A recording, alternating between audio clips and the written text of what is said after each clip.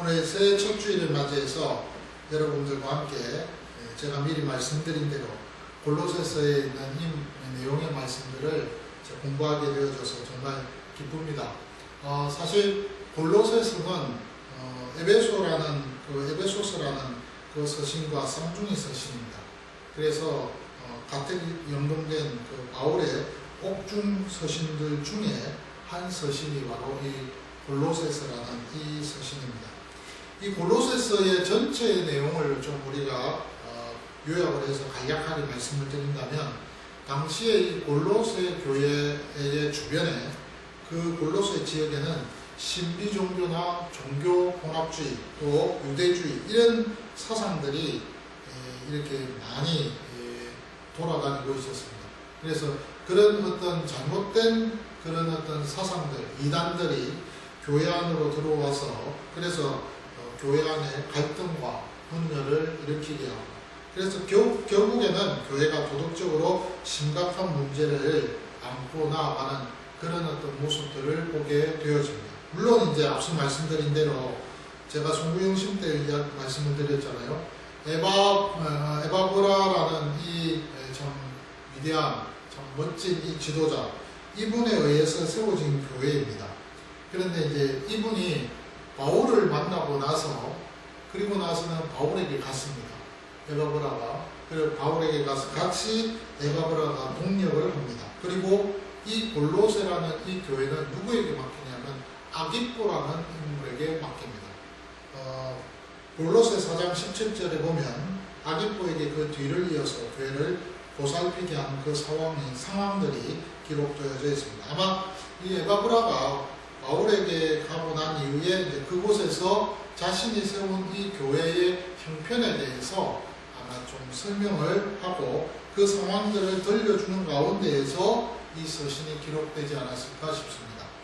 이 골로새를 떠나서 바울에게 간 이 에바브라가 골로새 교회의 형편들을 설명하는 그 설명이 어떤 설명이었느냐면, 한참 교회가 지금 시끄럽고 분열과 갈등이 있었던 때였습니다. 우리가 보통 생각하면 여러분, 교회가 좀 시끄럽고 갈등이 있고 분열이 있고 문제가 있을 때는요, 보통 그 교회 지도자들이 교회를 떠나지 않습니다. 끝까지 교회를 지키고 또 그 교회를 잘 수습하고 난 이후에, 그리고 나서는 교회를 떠나는 것이 보통 이제 그런 우리의 관례고 또 그런 어떤 보통 모습들이 아니겠습니까? 그런데 에바브라라는 이 인물은요, 그렇지 않고 골로새 교회 상황들에 대해서 잘 알면서 그 상황들을 바울에게 전하고 후임자로 아기뽀를 세워서 지금 교회를 잘 돌보게 그렇게 만들고 있는 것을 보게 됩니다. 그리고 나서는 이제 이 바울이 에바브라를 통해서 골로새 교회의 그 형편들을 잘 듣고 그들에게 이제 편지를 기록하는데, 그 첫 문장이 오늘 1절과 2절에 있는 그 내용입니다. 그 내용을 보면은 우리가 느끼는 내용이지만 뭐 비슷합니다. 여러 가지 많은 그런 내용들이 있지만은 똑같이 뭐 1절 같은 경우는 자신이 하나님의 사도라는 것을 또한 이야기하고, 그리고 2절에서는 하나님께로부터 은혜와 평강이 있기를 원한다라고 하는 그런 인사말로서 이렇게 되어져 있습니다. 그렇지만 이 두 구절의 이 인사말이 그 서신을 받는 이 수신자들의 당시의 영적 상황이 어떠한지에 대해서 우리가 생각해 볼 수가 있다는 것입니다. 그래서 제가 오늘 이 사도 바울이 골로새 교회 성도들에게 보내는 이 편지, 이 문안 인사를 좀 생각하면서 우리와 함께 우리의 입장에서 이 내용들을 좀 한번 적응해보고 묵상해보는 그런 시간을 가졌으면 좋지 않을까 싶었습니다.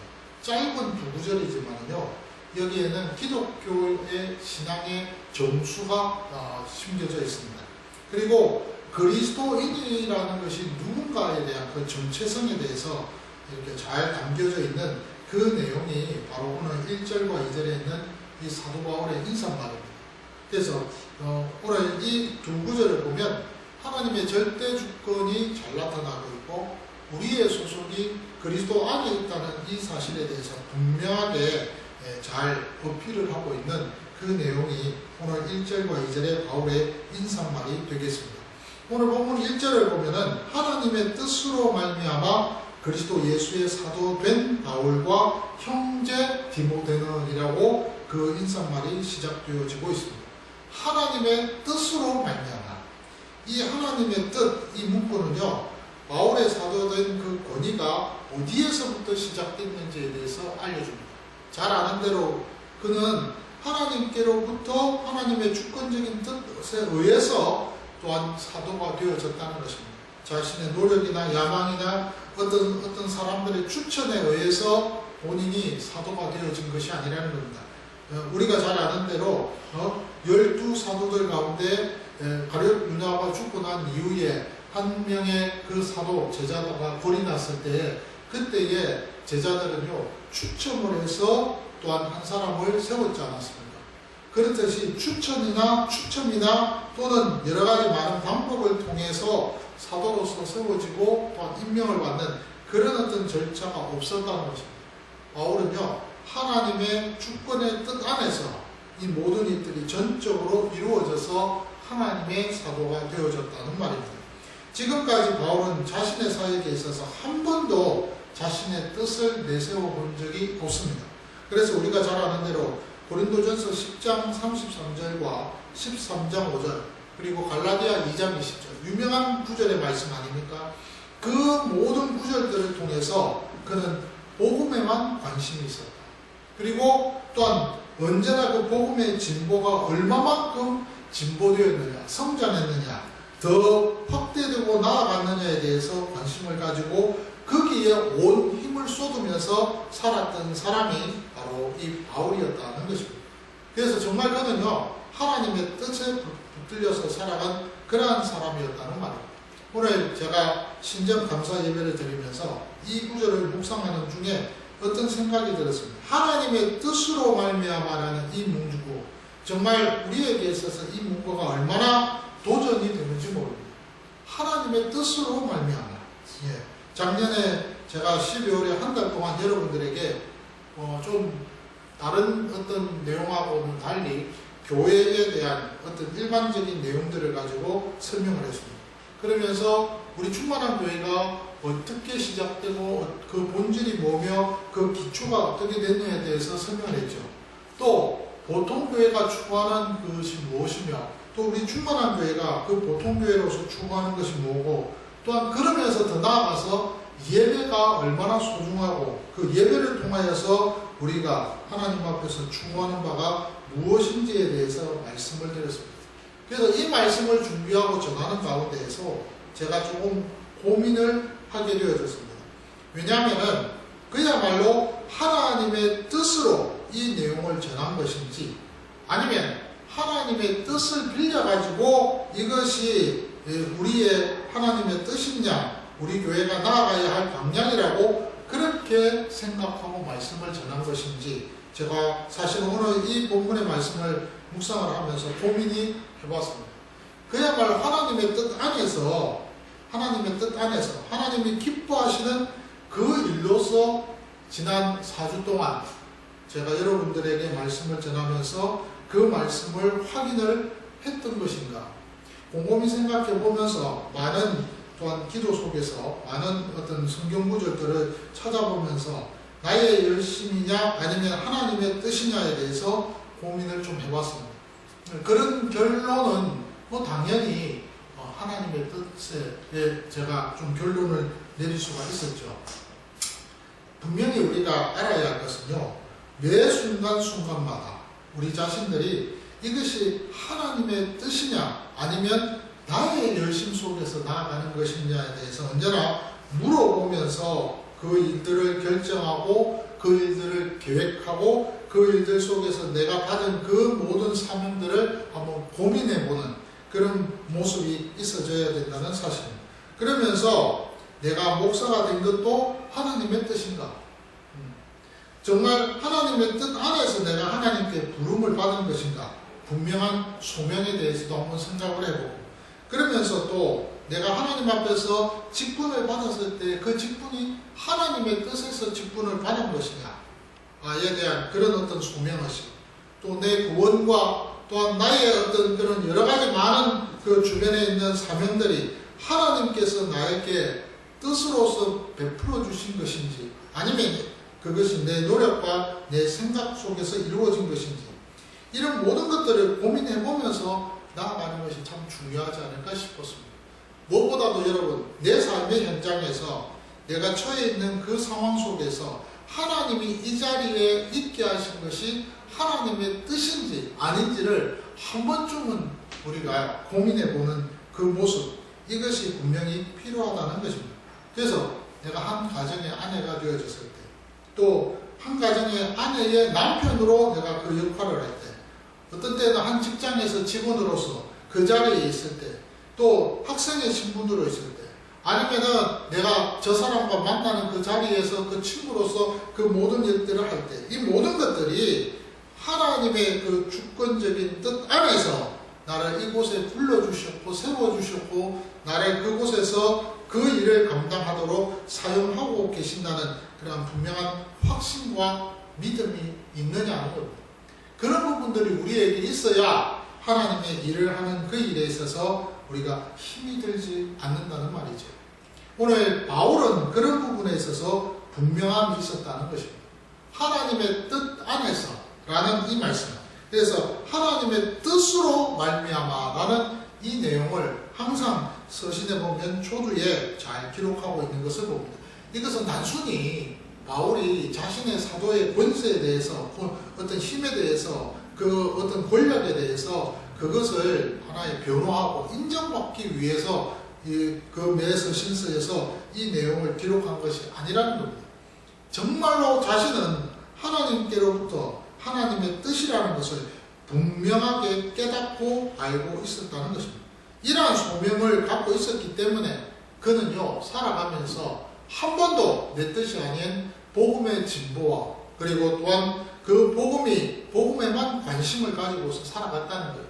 그러니까 결국에는 하나님 앞에서 그렇게 사니까, 내 생명도 아깝지 않다라고 그렇게 그는 생각하고 그 생명을 버리고 순교하는 그 자리에까지 이르게 되는 것을 우리가 보지 않습니까?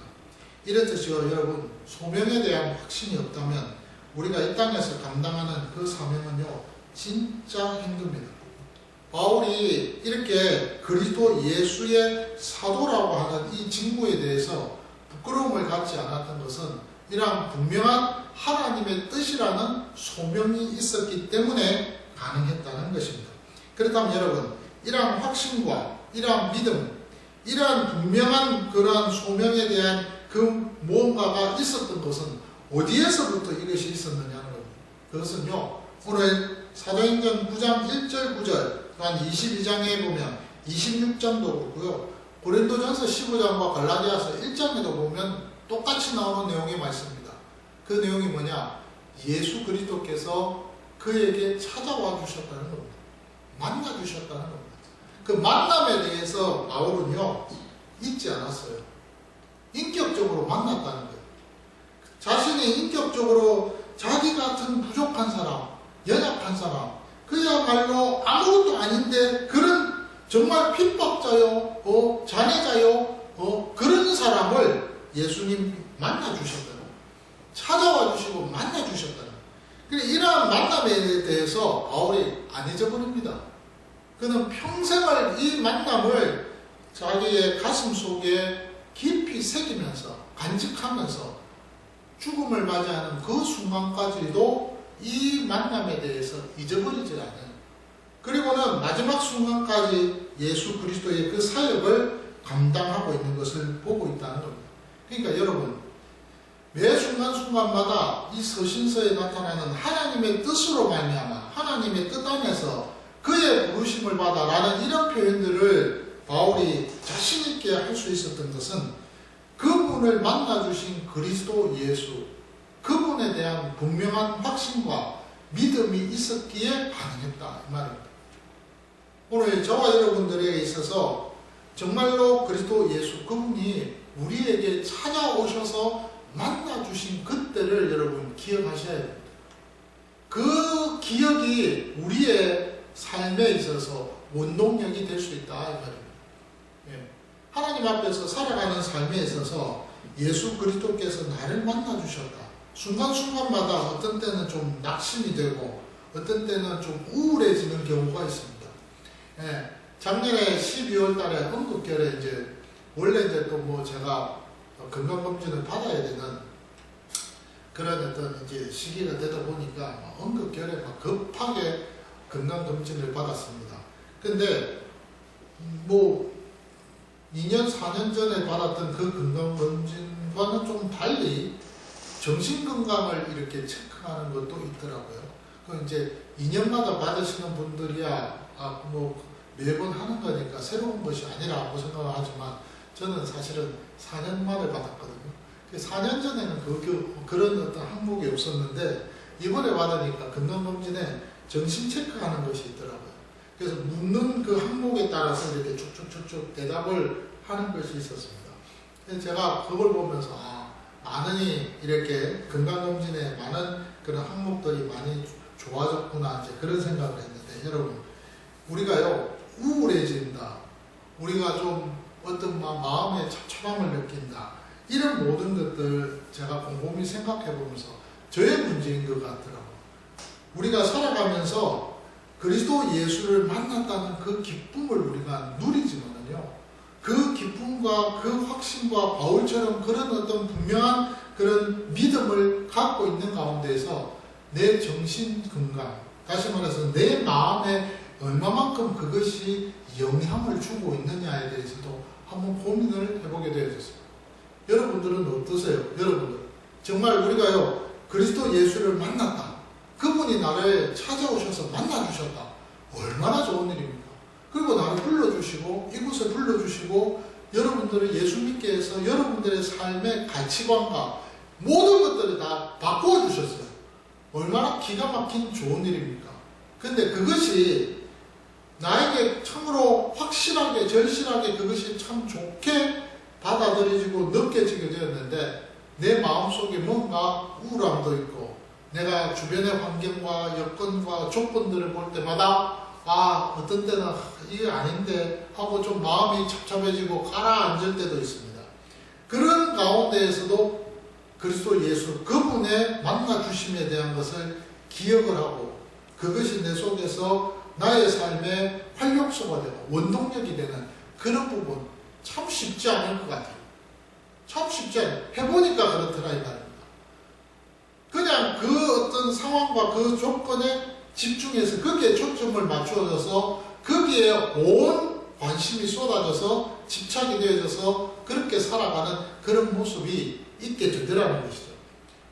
바울도 마찬가지예요. 바울도 자기의 처해 있는 형편을 보면요 같은 영겁입니다. 아무것도 뭐 지금 할 수 없는 상황입니다. 그야말로 복음을 전하는 가운데에서도 지난 과거에 모든 그 해왔던 그 일들의 그 모습들을 생각하면서 추억하면서 그것이 자신의 삶의 원동력을 삼기 위해 몸부림을 치는 사람입니다. 그런 사람이 지금 오늘 이 본문에서 하는 말입니다. 골로새 교회 성도들을 향하여서 하나님의 뜻으로 말미암아 라고 하는 이 말을 자신 있게 할 수 있는 것, 이거 굉장한 거 아니냐 이 말입니다.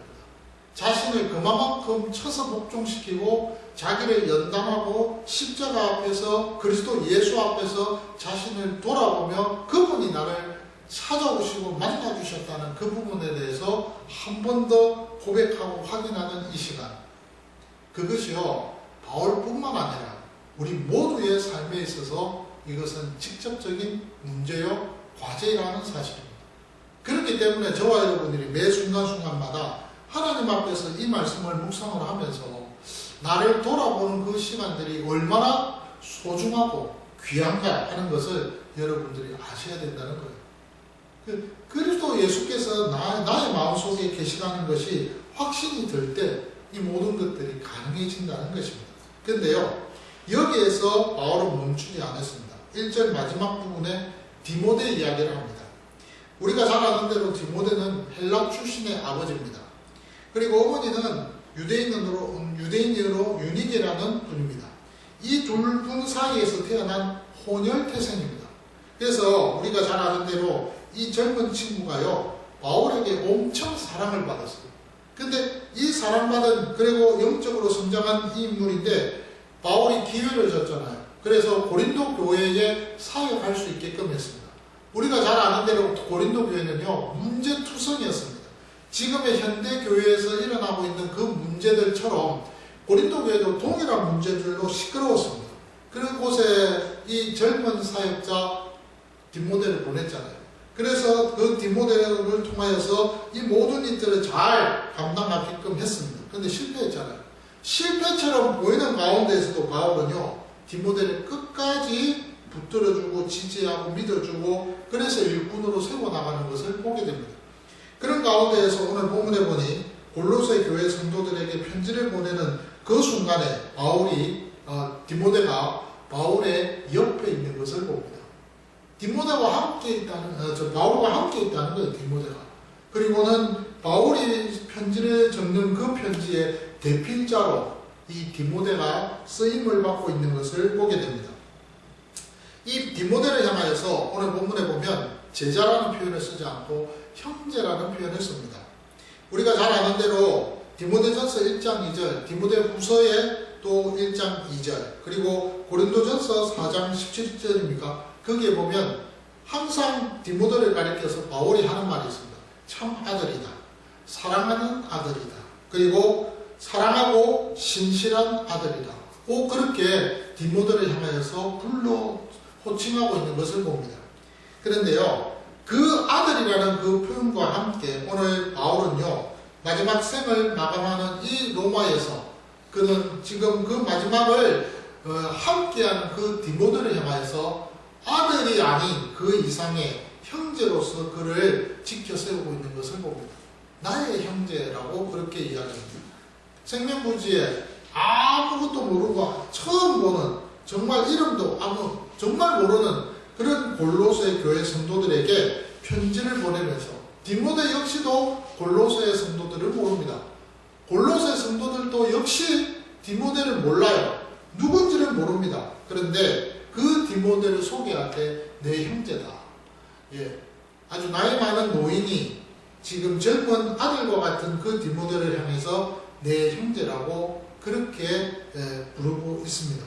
그렇게 소개하면서, 그러면서 바울은요, 디모데 역시도 자신과 동일하게 이 바울의 뜻이 아닌 하나님의 뜻 안에서 부름을 받은 자라는 것을 분명하게 알려주고 있는 것을 보게 됩니다.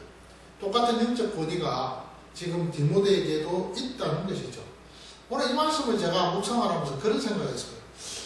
나뿐만 아니라 우리 충만한 가족들과 특별히 우리 사회 간사님도 계시고 우리 여기 성도님도 계시고 우리 모두가 다 계시는데, 이분들에게 동일하게 하나님의 뜻 안에서 부름을 받은 자들이기 때문에 이곳에 있지 않겠습니까?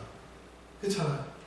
하나님의 뜻이 있기 때문에 이곳에 왔고, 저와 함께 하나님의 나라를 세워나가는 데 있어서 이 땅에서 충만한 교회라는 이 공동체 안에서 그 사명을 감당하고 있지 않느냐 하는 그런 생각을 좀 해보게 되어졌습니다. 우리가요, 그리스도 예수 안에서 그 피로 맺어진 생명의 유기체라는 그 사실입니다. 하나라는 거예요. 다른 말로 이야기하면 가족입니다. 우리는 가족입니다. 영적인 가족이기 때문에 우리 모두가 이 사명을 감당하는 데 있어서 동일한 그 권위 앞에서 우리는 그 사명을 감당하고 있다는 겁니다. 하나님께로부터 똑같은 힘을 받았다는 거예요. 똑같은 한 문화를 받아서 그 사명을 지금 감당하고 있다는 거예요. 주신 이가 누구십니까? 하나님 아버지라는 겁니다. 나에게도 그 일을 주셨는데 그분이 하나님 아버지시고, 여러분들에게 준 그 모든 한 문화도 뭐예요? 하나님 아버지께서 주신 것이었다는 겁니다. 주인이 동일하게 여러분들에게 다 주신 거였다는 겁니다. 그렇게 생각하니까요, 우리는 뭐예요? 한 가족입니다. 그리스도 예수 안에 그 피로서 생명 안에서 우리는 한 가족된 자들이라는 사실입니다. 그래서 오늘 이 말씀을 묵상을 하면서 계속해서 제가 그런 생각을 해봤습니다. 하나님께서 우리 모두를 하나 되게 하셨구나. 그래서 얼마나 감사한 일인지 몰라요.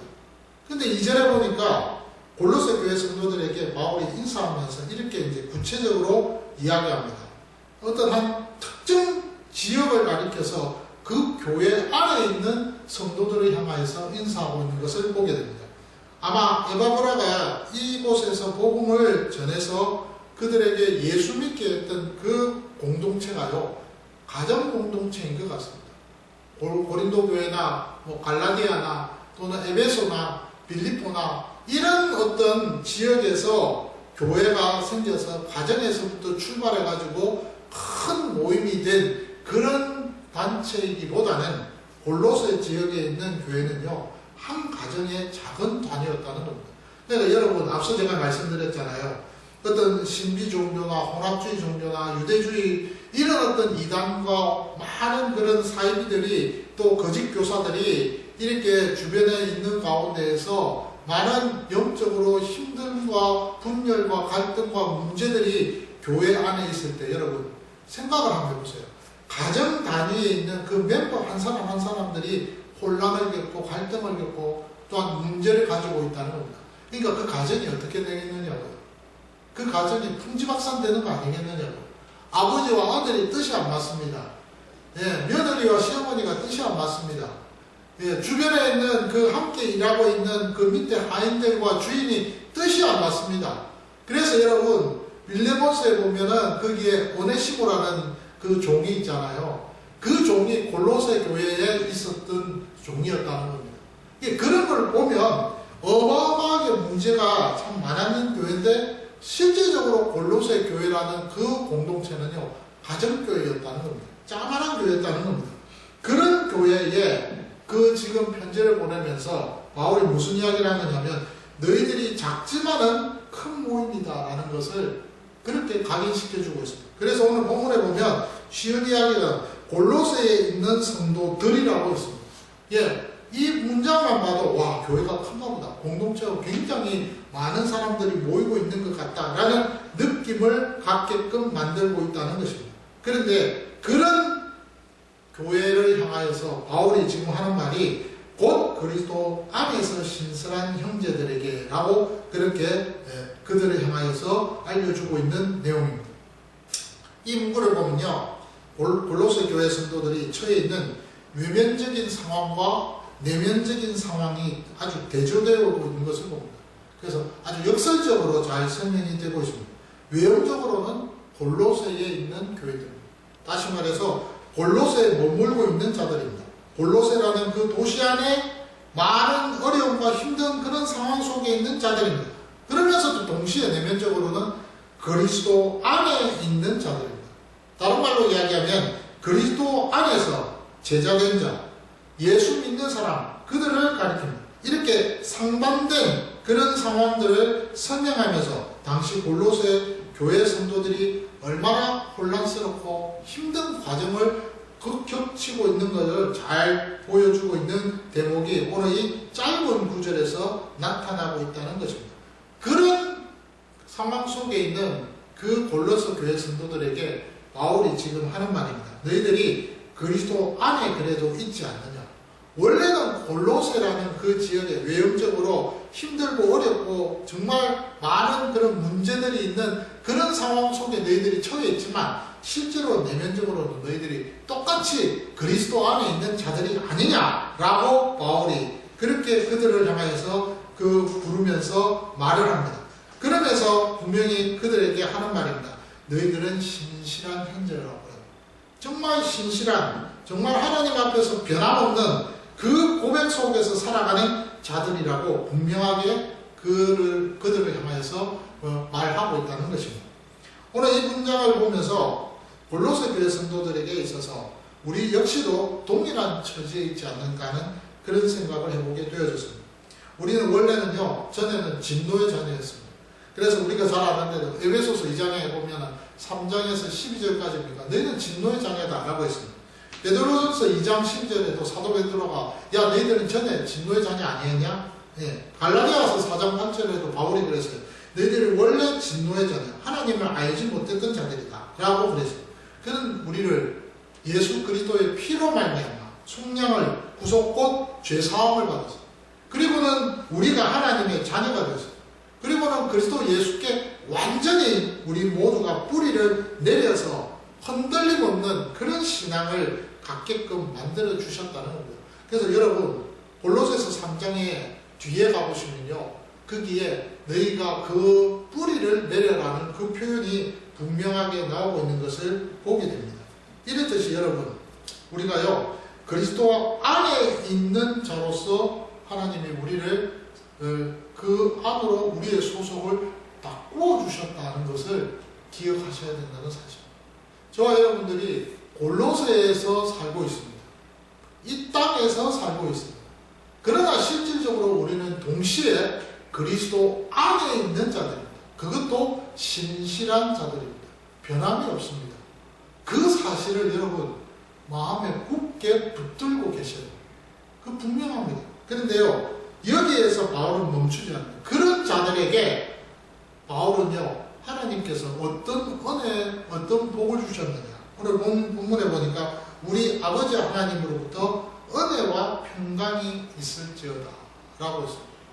신실한 그 자들에게는 하나님께서 아버지 하나님으로부터 은혜와 평강이 있다는 것입니다. 은혜가 뭐예요? 선물이잖아요. 거저 주시는 특별한 선물입니다. 값없이 주시는 것을 우리는 은혜라고 분명히 말합니다. 그 은혜는 구원만 있습니까? 아니에요. 구원만 있지 않아요. 거기에는 우리가 누리고 있는 모든 것들이 다 은혜입니다. 맞잖아요. 우리가 누리는 모든 것들이 다 은혜예요. 여러분들이 함께 살아가는 모든 가족도 은혜입니다. 여러분들의 건강도 은혜입니다. 여러분들이 살아가는 모든 주변에 있는 모든 것들이 다 은혜입니다. 여러분들 곁에서 누릴 수 있도록 하나님이 허락하신 모든 것들은 다 뭐예요? 하나님의 은혜입니다. 그 은혜를 우리는 어떻게 합니까? 감사하잖아요. 근데 오늘 그런 은혜가 너희에게 있을 것이다. 근데 누구로부터 그것이 왔습니까? 우리 아버지 하나님으로부터 이 은혜가 왔습니다. 여기에는 예수 그리스도 그분도 우리에게 뭡니까? 은혜입니다. 그분이 안 오셨으면 저와 여러분들이 이곳에 있겠느냐 이 말입니다. 오늘 여기 본문에 그 은혜를 골로새 교회 성도들에게 선포하고 있습니다. 그리고는 평강이라고 했습니다. 여기에 은혜와 평강이라고 했을 때 이 평강은 원문에 에레네이라고 그렇게 말씀드리죠.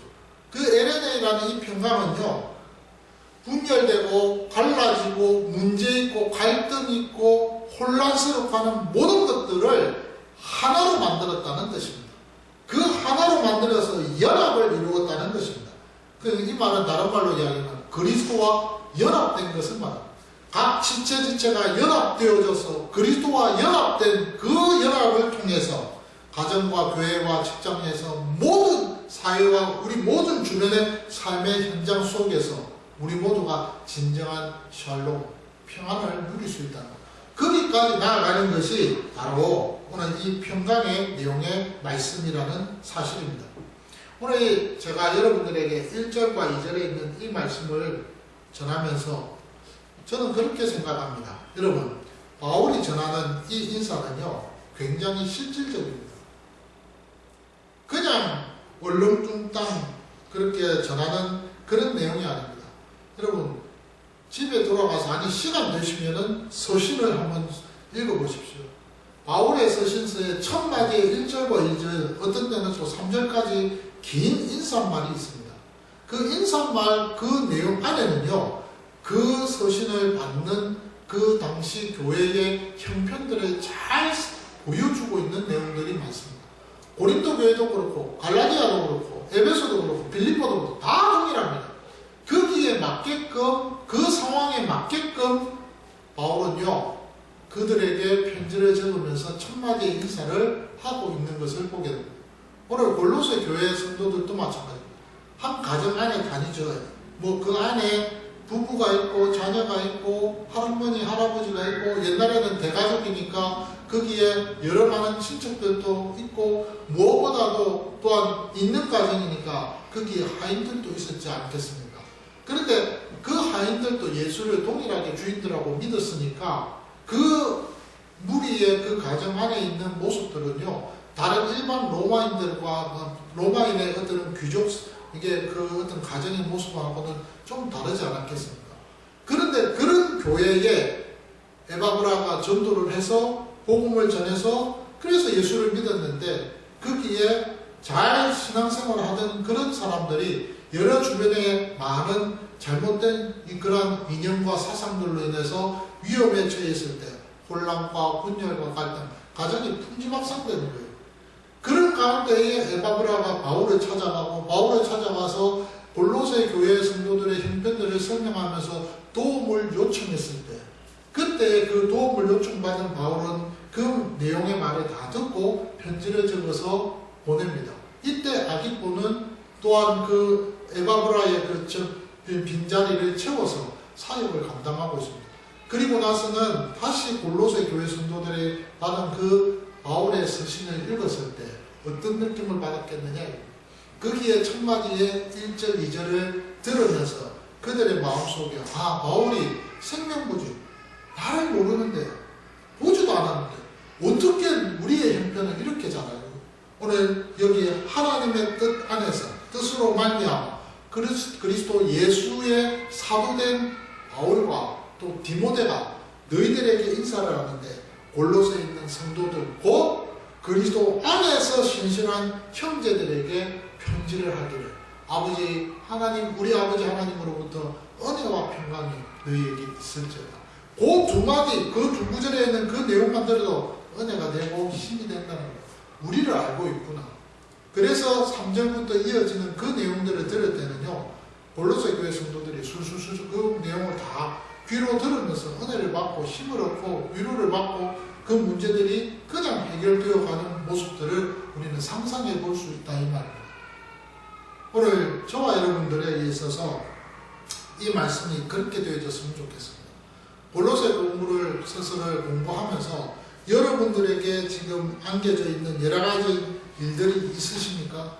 그 문제들이 골로새 이 내용을 읽으면서 여러분들이 그 문제의 모든 것들의 실마리를 또한 풀어나가는 그런 축복이 있었으면 좋겠습니다.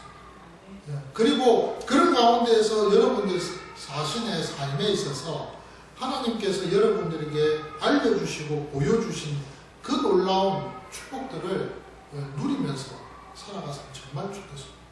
그렇게 되면 정말 좋겠습니다. 오늘 이 말씀이 저와 여러분들에게 힘이 되시기를 바랍니다.